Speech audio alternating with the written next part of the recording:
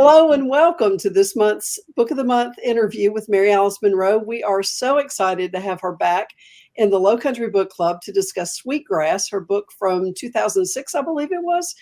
And of course, we have Susan Zurenda with us today. So we're doing the two Southern Susans interview, Mary Alice Monroe, and we're just tickled to have her.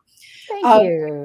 I always love coming. Thank you. Oh, thank you. Thank you so much for being here. Let's talk first about setting. I always want to talk about the setting first. Was there a specific plantation Sweetgrass was based on? I kept trying to visualize exactly where we were. Yeah, absolutely there was.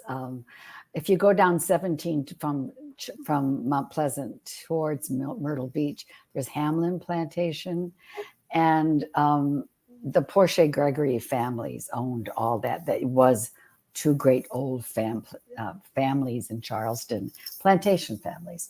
And I was friends with the Portiers, and I knew their situation. They were, back in the day, again, almost 20 years ago, really concerned with the question of how do you preserve family property and at the same time pay taxes. And it was also the driving force was I was interested in Sweetgrass, right? Because that, it was instead of an animal this time, I was interested in a plant that was 20 years ago, literally was disappearing from the Lowcountry. And there's been a resurgence. And I like to think my book might have been a little help with that. But, because I was politically involved back then too. And I met the Portiers, Daisy and I. Daisy was the inspiration for Mama June. And they were struggling. And at the same time with Sweetgrass, I met people, especially the Manigault family, from the African Americans who had made Sweetgrass baskets for generations. And they had heirs property, which is a situation that's very unique to South Carolina and the South. And it happens elsewhere in the country, but a lot of African Americans face heirs property issues in here, the state. And most people outside the South don't even know what heirs property is. And I've always wanted to pursue that more. Anyway, interestingly, talking to both families, I realized that they were, here you have a family that was had enslaved individuals on the plantation. And then the Manigault were descendants of people who were in fact enslaved. And now they have the heirs property and the private property, but both of them fearful of being able to hang on to the land because of taxes. Right. So I just thought, what an irony that they're both faced with the same issue, taxes. And of course, other legal issues for heirs property. And so I was just going to say, taxes have only quadrupled, quintupled, whatever, since the publication. I know, and being able to pay and keep. So I came up with the idea because of Daisy, of a woman who was a plantation owner, and how does one hold on to home? So, and I wanted to have it parallel with a story of the Sweetgrass basket sewers.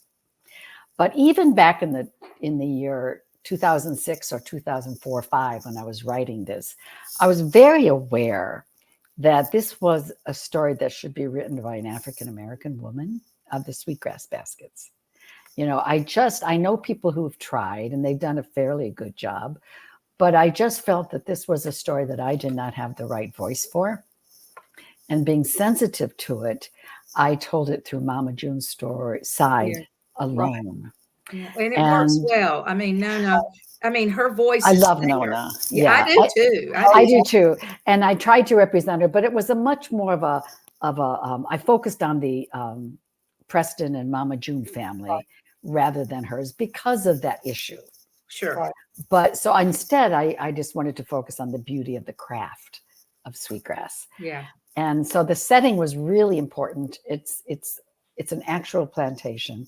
And all these years later, what's amusing is that the ideas that they had to pay taxes actually did come true over the last 20 years. You know, you have the houses and the strip malls. They sold along 17, but they kept the back area private part. for family. So it's interesting to see that I was pretty heavily informed, but what I wrote about in a sense really did come true. Yeah, it was prophetic. Yeah, it was. Absolutely. It was. Wonderful families. It was a privilege to write about them. Well, that sort of segues. I mean, it sort of answers part of the next question that we were going to ask, but maybe I'll ask the other part of it.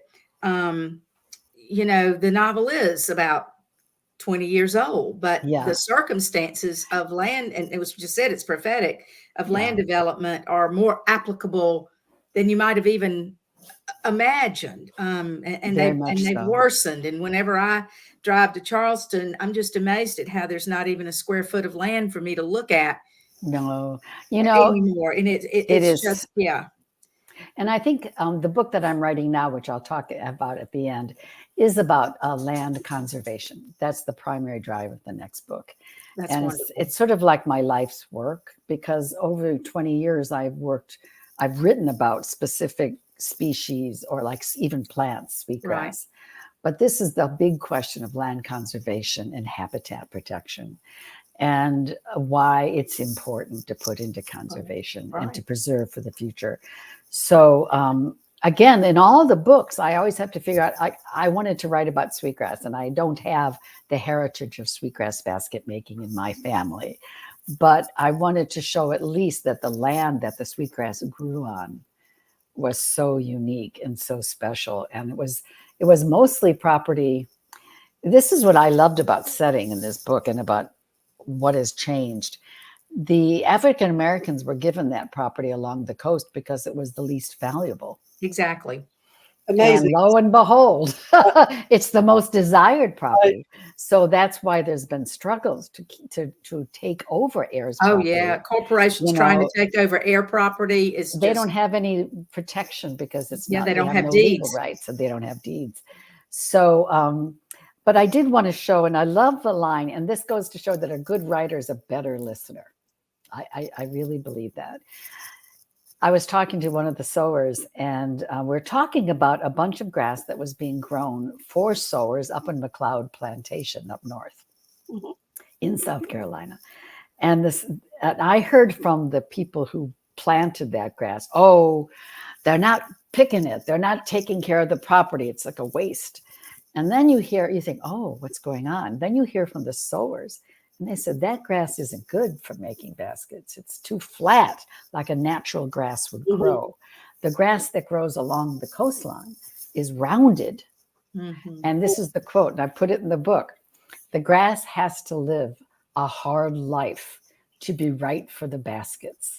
I remember that. That's Boom. great. I could not make that up. Yeah. You know, you think about the history of slavery in America. So I just love how I not only answered the questions about why the sowers just said, forget that land. We don't want that grass, to how important it is to keep the heritage of sweetgrass growing along the coastline. Now, I know that everybody probably who's going to listen to this has seen a sweetgrass basket, but if you all will excuse me for 30 seconds. Oh, here, no, just look up. Oh, have you got one? Yeah. Oh, well, there they are. There they are. Yeah, and I love that doll. You see that sweetgrass basket sower. Yes, yes. But yeah, those are baskets that were made by the people I interviewed while writing the book. Wonderful, wonderful. Beautiful. I was going to duck into the den and I had some too. I love my sweetgrass baskets. I do too. I'm glad you brought it up, because it's more, if people go, why are they so expensive? And it's because it's a cultural art that's been handed down from mother to daughter to granddaughter for 300 plus years. And these young girls don't want to do it anymore. Yeah. And it's so labor intensive, I'm sure. And I made one. Have you ever made one? Oh, you did? No. Oh, I made a couple. And let's put it this way. The sweetgrass basket sowers have nothing to worry about. I have no competition. It's hard. Oh. You know, what they call the needle is a spoon, a pointed off spoon. And you sew using the palm fronds and the sweetgrass. And what you look for in a good basket is the evenness of the stitches. And you should lift a basket up, and if you can see light underneath, like the base, it's sloppy. Okay. It should be really tight. As you point out in the novel. Yes. Did I? Don't remember. Yes, you did. We've read it more recently than you've written. That's right. We have. Some of the questions are like, ooh, I hope I can answer that. I was wondering about that. I'm thinking, wow, she wrote this 20 years ago. This is going to be. But you know, it's one of the books I'm so glad you picked up, because I think of all my novels, it's one of the more sleeper novels, you know, and I think it's one of my best. Yeah. And people who have read it really said, oh, this is the one that tells the history. You should. I wish more people knew about it. So thank you for bringing it to the light of day. Absolutely. Quite welcome. Thank It's you. our pleasure. Okay, switching now to characters. Which of the main characters, Mary June, Adele, Preston, Morgan, Nana, came to you first? And did you see this as more Mary June's story? I did. It was Mary June for sure. And one of the, I was very aware of their relationship to the sea, to the water. And I had finished, you know, I was continuing the Beach House series, which is still, dear Claire, you know, Lovey was such an incredible character. And her relationship to the sea, at the opening, you see her with the ocean waves gently touching her ankles, like they're there caressing. She was her friend. Mary June looked out at the sea across the marsh, and she hated it. Right. Yeah. It was her enemy. She didn't trust it. Right. So you have two women in exactly the same, looking at the same view, and how their personal histories reflected how they felt about the sea. And Mary June, I knew she had this tragic history. I wasn't sure exactly. Morgan really developed as I wrote the book, and I think it's almost equally Morgan's story as it is. Yeah, it becomes hers. that way. You know, I think it was the first novel that I wrote that really men liked, you know, because it was a male dominant story. But it was clearly in my mind all about the friendship between Mary June and Nona and the relationship with her husband. I didn't see that coming when I started writing the book, but it's just kind of, the story came to me. It was a very immersive novel. And I didn't know it's a little prophetic, you know, because my husband's sick now and you're going through that. And so I should maybe read the book again at this point, because I had a very good relationship. I have a very good relationship with my husband, but I think it's a long marriage has ups and downs, as we all know. And it's, especially towards the end, there's so much water under that bridge, and a lot to mine, a lot to discuss, a lot to talk about. And they lost a child, and that always is just so traumatic. I can't imagine. Me either, but I think that takes such a toll on marriages, and obviously in this one it did. It did. Well, that segues into, I was going to ask, we might go back to getting you to tell people how one sets up a land trust for property, but let me skip over that for now, because since we just have talked about the marriage and relationship, one of the themes that I like very much in the novel is how love can deepen through tragedy. We don't think of it. They seem to be opposites, love and tragedy, but that's really what happens. I mean, Preston's stroke is the conduit for really the renewal of Mary June and his relationship. And I don't know if you want to just, you know, remark on that. And then of course, and I don't, in a very personal way, you're going through some of that as well. Well, I think that, you know, I didn't know when I wrote the book that I'd be going through this, that I am now. But I do feel, like I mentioned before, that tragedy can separate. And I think that for them, it was a deadening. Right. But it took something like his stroke and her coming back to him to bring back the memories. And I think there's such power in memory. There is. And that, I think, is what brought them back together, and also a sense of purpose for the land. And that's what and again, we'll talk about it. I was seeing so many tie-ins with this book and the book that I just finished. Good. And it's funny how, as an author, you don't even realize those ideas unresolved stayed in my mind. Yeah. And I'm sort of flabbergasted, actually, Well, that they're all coming back, only I'm hitting them in a harder. Well, and different the subconscious is a powerful isn't it? thing. And that's but where we live as writers, right? it is. But one other thing about, I think, with that relationship too is the physical. I mean, they had not been physically close, apparently, For a in some long time. and the stroke necessitated her actually touching, Right. helping Yeah. her husband, and that sensation of touch is something Yes. seems to me I'm very so powerful, glad you brought that up. that brings him back. Yeah, I'm so glad you brought that up, because that is, and not just, I remember studying at that time about the power of touch. Oh, And one of the things that I thought was so interesting was how a lot of women when they get older, they've either divorced or lost their husbands. They need how important intimacy is for all human beings. Humans crave touch. Infants, we know, have a trauma later in life that is now defined as trauma from lack of touch for those babies who were told, in orphanages, or that old adage. I don't know if Dr. Spock said this, but let the baby cry it out, which we all did, thinking was, but now we know, no, grab that baby and hold that baby close. Right. But as women get older, I thought it was really interesting, and I wrote about this in the book club, that intimacy can just be touch.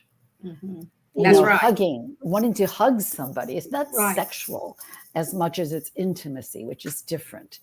And I wanted to show how in a long marriage, in a heterosexual relationship, it's still touch that creates intimacy.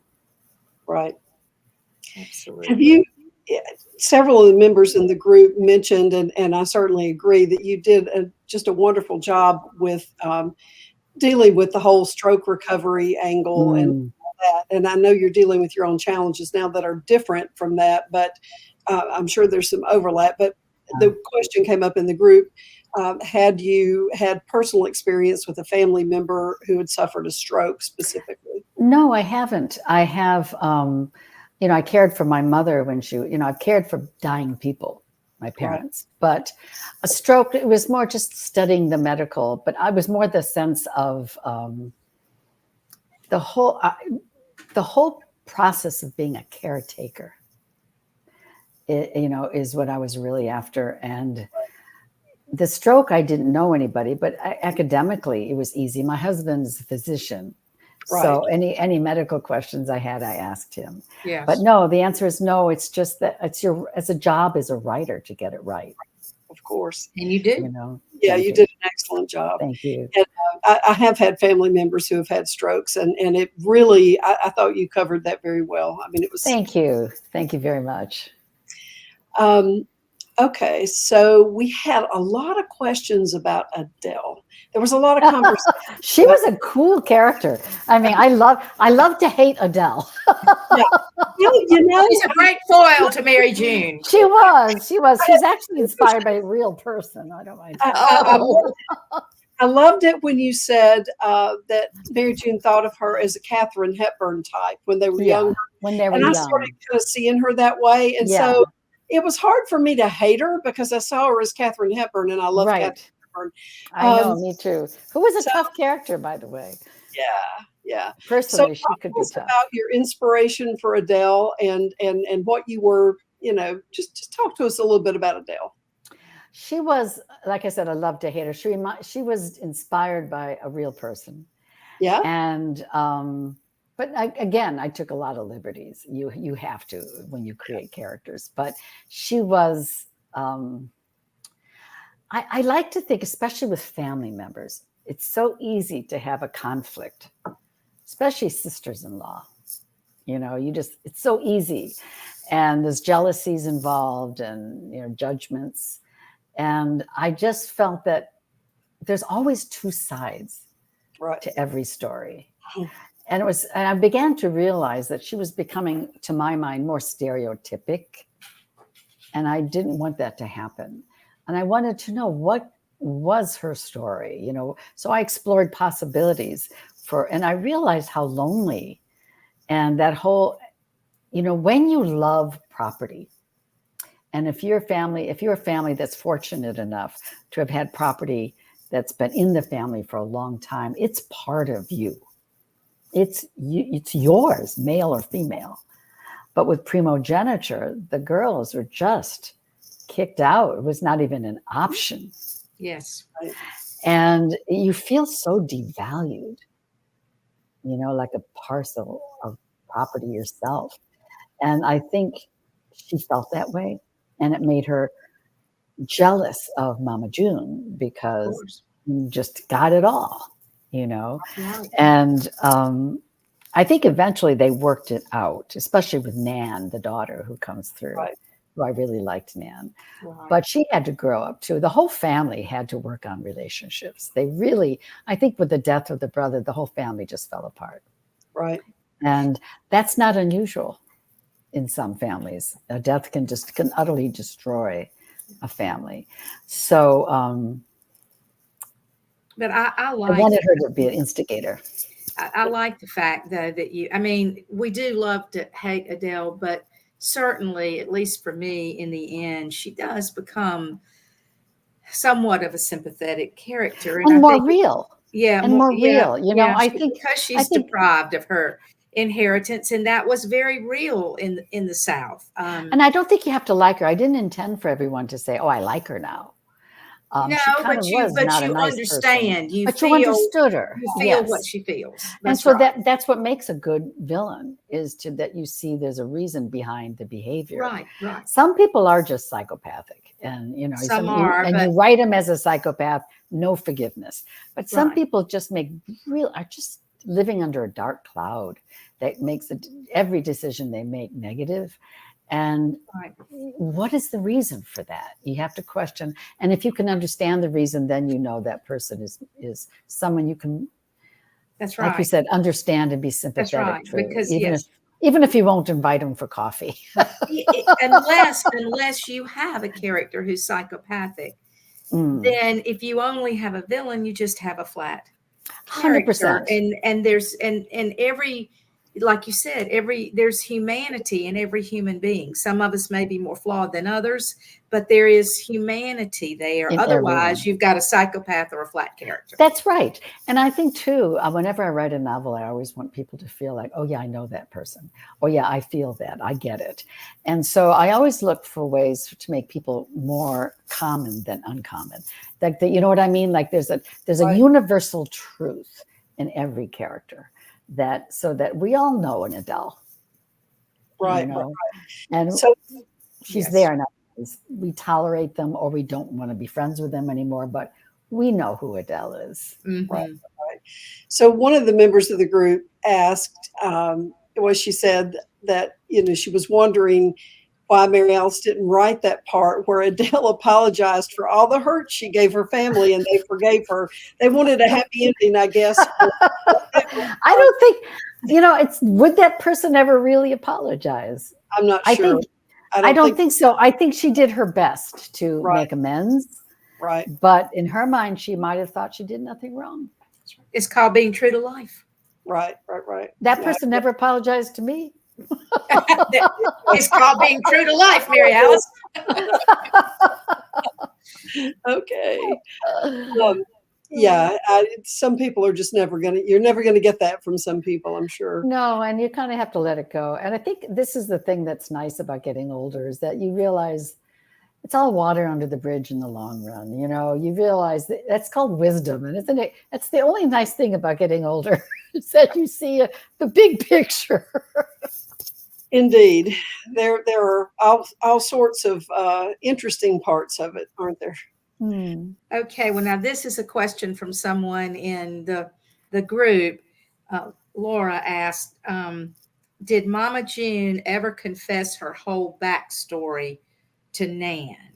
And I You know, read, I can't remember if she well, and did. I just read the novel. So, Yeah. Yeah, she I didn't like in to think in time she would have. You know, if I didn't put it in the book, I think I always like readers to know in the end, you can well, right. imagine how lives will unfold. right. Well, You know, like someone wants to know, for example, there's a book, what was it? It was about fly fishing. It was the fly. Uh, time Oh is my, I was River. Thank you. But always people want to know, did she and Stuart get together? And I said, well, I set it up so that if all goes well, in my mind, absolutely. yeah, Like right. in my mind, but I didn't have to spell it out. right, And in my mind, Nan and her mother came together. right. Right. And as any mother and daughter, they'll start talking more. Well, So and I would because say, she's yes, she she's did. back home. She's gotten out of a destructive Yes. marriage, and Morgan knows, Yeah, I and was so gonna say, no. So you would just necessarily she's gonna know. yeah. Okay. All right. It's a healed family. And that's the bottom line. So Yeah. all stories come out in the end. There are very few secrets in family. Well, some secrets maybe. Oh. And we've talked about the Sweetgrass basket. Someone had asked Yeah. if you researched if you Oh researched, boy. and then I think That's you said a minute ago that you actually had made one.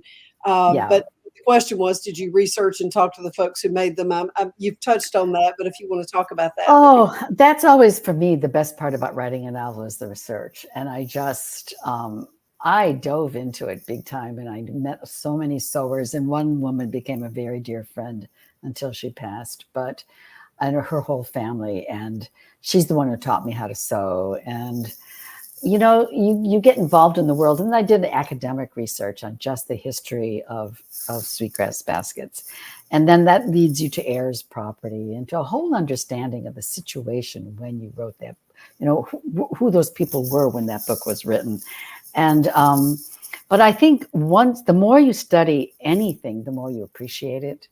And so the more that I studied the sweetgrass baskets, and certainly when I tried to make it, it's like any great art form. You come to love it, and you come to appreciate it. And you know, the basket. Oh, here's a funny story. I'm going to share it. Please do. Please do. Pat Conroy gave a quote. I think it was for this book, and it was a great quote, and I loved him dearly.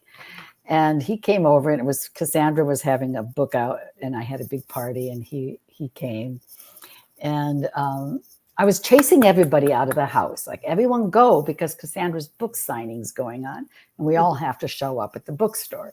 So they're all grumbling because they're drinking and having food, and everyone's leaving. And I said, "Oh, Pat, wait." And I ran outside with the basket that was, you know, one of these. Oh, there it is. It's like, it would cost me like $700 back then. It was like huge. And I said, "Pat, I just meant to give this to you as Sarah. Here's a basket for you to say thank you." And he goes, this is through the window of the car. And he goes, "Oh, thanks, Mary Alice." And he tosses it in a basket. And off he drives. I said, "Sandra, did you ever see that basket?" Oh, I don't know if I hope so. I hope so. But he was like very nonchalant. Like he knew what it was, and he That was was grateful. so Pat. But it was Pat, you know, "Thanks, Mary Alice." And I'm like, oh my goodness. that was a really good one. Oh golly. But it's like, to me, sweetgrass baskets are great gifts because they're such treasures. It's for people Oh, who they know what they are, especially. Yeah. And yeah, they're expensive, but it's like buying a painting. It's a piece of art, you know. It is. And you should, anyone who's interested should really sniff around and get to know the good sewers, because like anything else, there's good and there's mediocre, and you want to get a good one. Look for the stitches, straight stitches, tight. If they're going like this down the basket, walk away. I'm learning. Yeah. Well, I know we're this will maybe move us toward you're talking about your new book, but your writing process. I mean, obviously, writers who have written beautifully and prolifically like you have, your process has evolved over time. And so Sure. the question here was, do you think from earlier how has your process evolved from books like Sweetgrass to more recent books? And what do you do the same? What do you differently? But maybe this will, because you said there's some similarities that have been up here in the memory bank that are coming out or have come out in your new in novel. this new book. So tell us. The process, which I always used to laugh and say, someday I'll change it because it's so exhausting. I mean, my research is everything. I spend 80% of my time doing the research, especially with animals. That's just been my joy in my life, is working with wildlife. And you go down a lot of rabbit holes, which never are wasted, but it's just part of the process. The problem for so many years was I had a contract for a book a year, which was intense.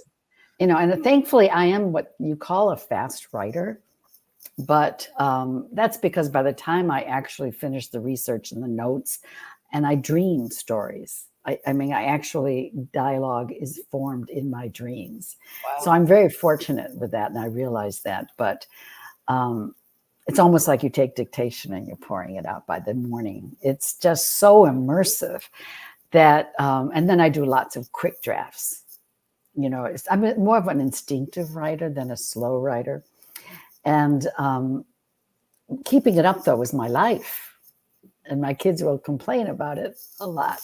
But it was a joy. And now this one that I'm writing has taken me 4 years just to write this story. And I'm not done. I have book 2 to finish.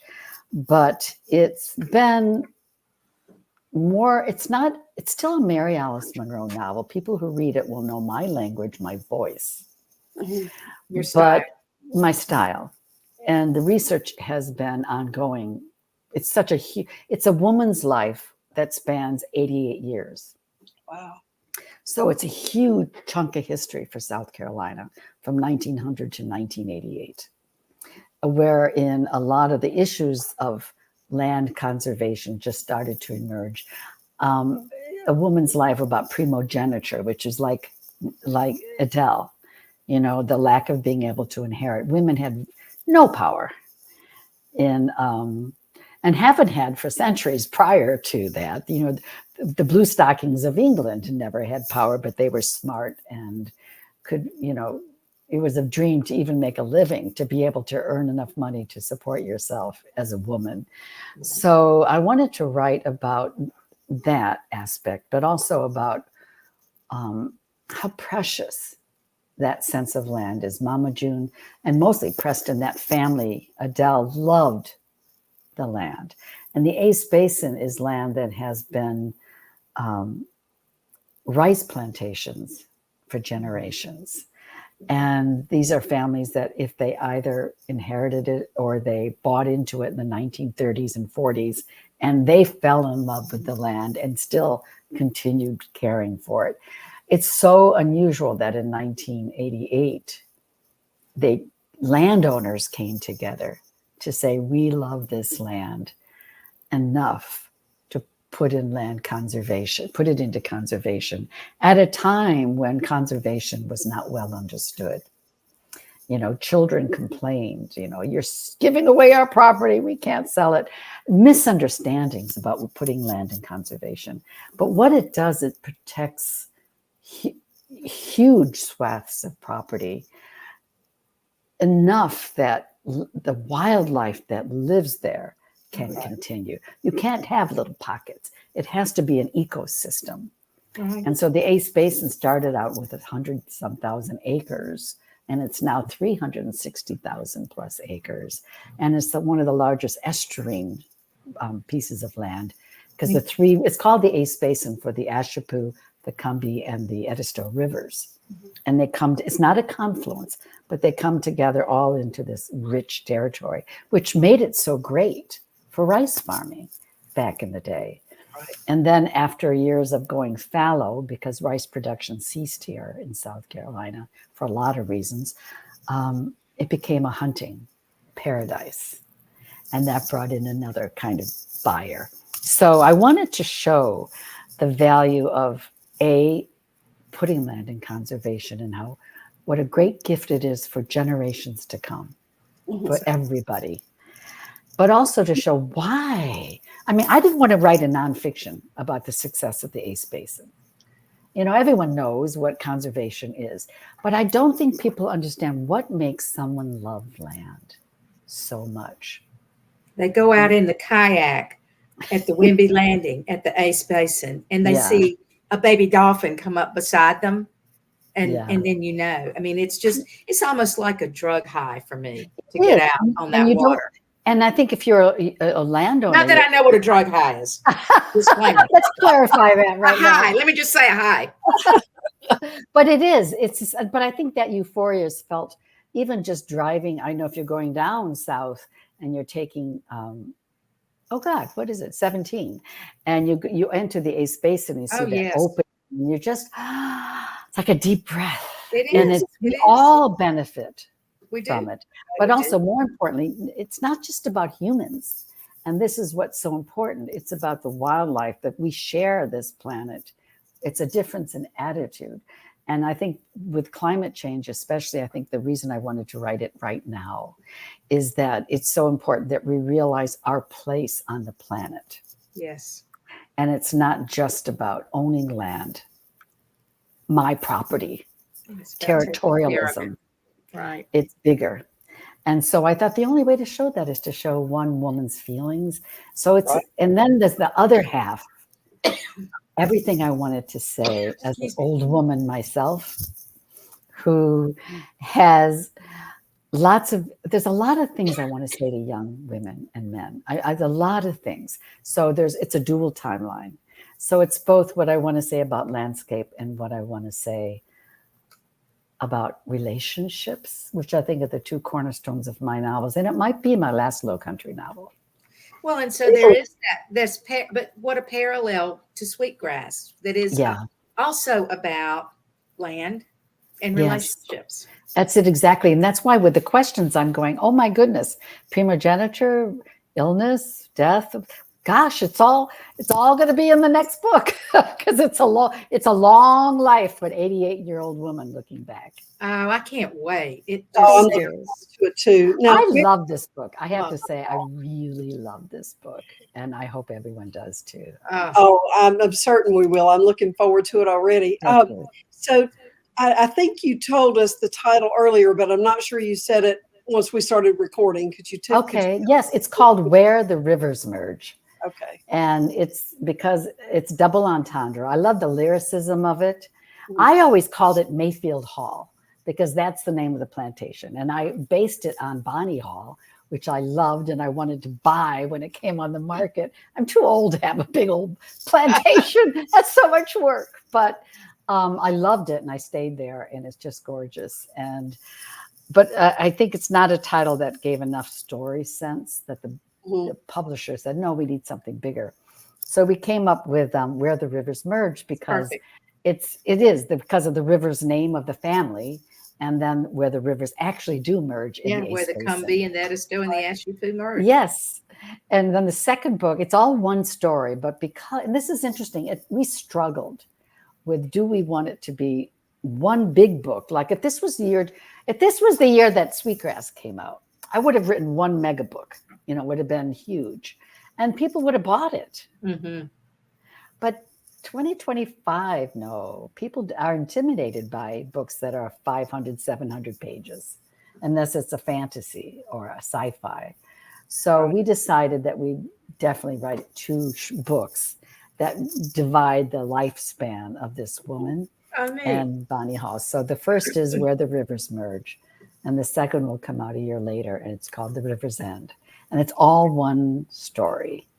And I'm thrilled. I really am. And I think if nothing else, you'll know this is the book that I said, I put everything I wanted to say in. Perfect. But I know you just said it might be your last Lowcountry novel. I didn't say my last novel.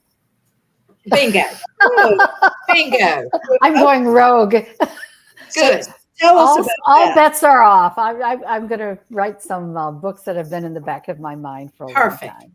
So which genres are we touching on here? For the future? Yeah. There'll be historicals, maybe a fantasy. I've got things in my drawer that I've had in my drawer for 30 years. Wow. You know, they're half-written books, ideas that now that this is like the last big Lowcountry novel for me. Now it's 2 books, but 1 story. Right. Yeah. And I've done the Beach House series, and all those were 20 years. Right. And Yeah. I feel when I finished those books, I tied it up with a bow and I was done.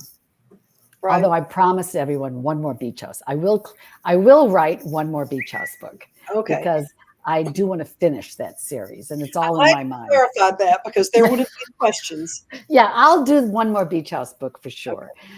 And I just knew this was the quintessential story I wanted to tell. Well, and it almost sounds like you are bringing together all of these environmental things that you've written so beautifully about for so many years: the wildlife, the water, the sea life, the land. That's what it sounds like to me, is that you have now pulled together everything. And in one woman's story. And it was hard to figure out. I had a lot of false starts. And as writers, you can understand this, where how do you tell a story like that, you know, without sounding like a nonfiction? Right. That's always a question. It took me a long time. And also there's her best friend when their children is a Black girl. And yet, again, the same question that I faced with Nona in Sweetgrass. I didn't feel I should tell, in her point of view, her story. Right. And I didn't want to share this book with another author. This is my story. So it's all, I've never written a book from one point of view. And it's all one point of view. Her name is Eliza, and it's all her story. Oh. And you grow up with her, you see her changes, and I have a lot to say through that woman. Oh, wonderful. Oh, we look forward. I hope you like it. I hope you do. I'm certain we'll love it. I'm looking forward to it already, and we'll certainly be hopefully talking to you about that book, or the first part of it. It's definitely spring. Let's all think May. Okay. And I'll just say that much. I'm not allowed to give the date yet, but come to my Facebook page and I'll announce it. But it's spring. We'll do that. Thank you. All right. Well, thank you so much for all of this. This has just been wonderful. It's great talking with you again. We enjoyed the book so much. We're looking forward to the new one, as always. And we just appreciate you being here with us so much. Well, this was so much fun. It kind of lifts my spirit seeing you girls and talking with you. Thank you. Good. And love to everybody. It's a pleasure to see you, Mary Alice. Thank you. Take care. Mwah. Bye. Happy reading.